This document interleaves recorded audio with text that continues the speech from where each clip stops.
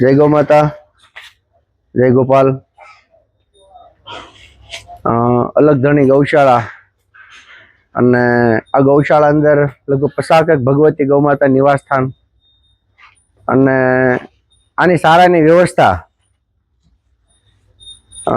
એક ગાડી લીલો સારો સત્યાય ગૌસેવા ગ્રુપ દ્વારા અને એમ કહેવાય ને કે સુરતનો દીવો, સુરતની જ્યોત કહેવાય, માં ગૌત્રીનું સંતાન કહેવાય અને અમારા ગુરુપદે લાલજીભાઈ કે જેની અણધારી વિદાય કેતા એમ કહે ને કે ભીતર રોવે અને પોતાની બંને કિડની ફેલ હોવા છતાં એની માં ગૌત્રી માટે, ખેડૂતો માટે અને ઝેર મુક્ત ભારત આવું અભિયાન લઈ ને ખૂબ મહેનત કરી. પણ એમ કહેવાય ને કે સારો જીવાત્મા હોય ને આપણી સાથે જાજુ રહે નહીં, એના દિવસો ટૂંકા હોય પણ એનું જે જીવન હતું ને એનાથી એને 3 ગણું કાર્ય કર્યું. આજ માની લો કે ઘણા બધા પરિવારની અંદર કોઈ દુઃખદ અવસાન થતું હોય ત્યારે જે ઘરની અંદર દુઃખદ અવસાન થયું ને એ ઘરની અંદરથી જ મતલબ કાંઈક 2-5 પૈસાનું પુણ્યદાન થતું હોય, પણ જેને કોઈ લોહીનો નાતો નથી પણ જેના ભીતરથી સંબંધ બંધાણા છે, આ ગૌ સેવા ગ્રુપ છે આખું, કે લાલજીભાઈ ને અમારે બધાને ખાલી એમ કેમ કે ભીતરના સંબંધો છે, અંદરથી એવો ભાવ જાગે કે આ એવો જીવાત્મા કે એમ કહેવાય ને કે અમારી માથે એક છત્રછાઈ અમારી છત્રછાઈ ગુમાવી હોય ને એવો અમને અંદરથી અહેસાસ થાય કે હવે અમારો નાનો મોટો પ્રશ્ન એમ કોની પાસે લઈને જઈશું.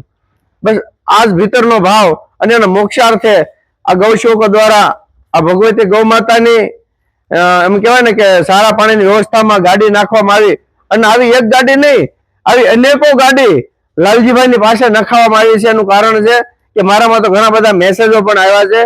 તો માણસ કેટલું જીવો એ મહત્વનું નથી, માણસ કેવું જીવો મહત્વનું છે. કહેવાય કે કોઈ જાતનો સંબંધ ન હોય છતાં સામેવાળો માણસ દર્દ આંસુડે રોતો હોય એ માણસનું વ્યક્તિત્વ બોલે, માણસનું જીવન બોલે. ખરેખર કેટલું જીવાય મહત્વનું નથી, કેવું જીવાય મહત્વનું છે. ભગવાન કૃષ્ણ પરમાત્મા ભગવતી ગૌ માતાને પ્રાર્થના કરીએ કે અમારી વચ્ચેથી તો તમે એને લઈ લીધા છે પણ સદાય અમારા હૃદયની અંદર વાસ કરે અને એને માં ગૌલોક એનું સ્થાન આપે એવા ભગવતી ગૌ માતાને શરણોમાં પ્રાર્થના. જય ગૌ માતા, જય શ્રી રામ.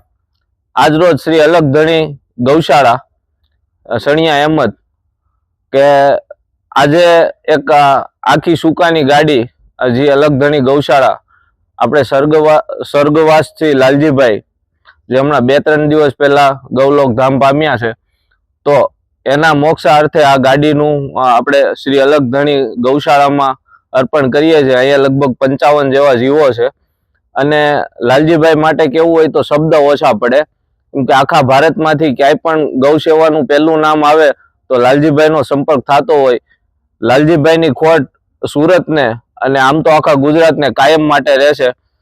તો આ શુભ કાર્ય આપણે નીરનું અર્પણ કર્યા પહેલા 2 મિનિટ એ સ્વર્ગવાસ આત્માને આપણે શ્રદ્ધાંજલિ આપશું. ઓમ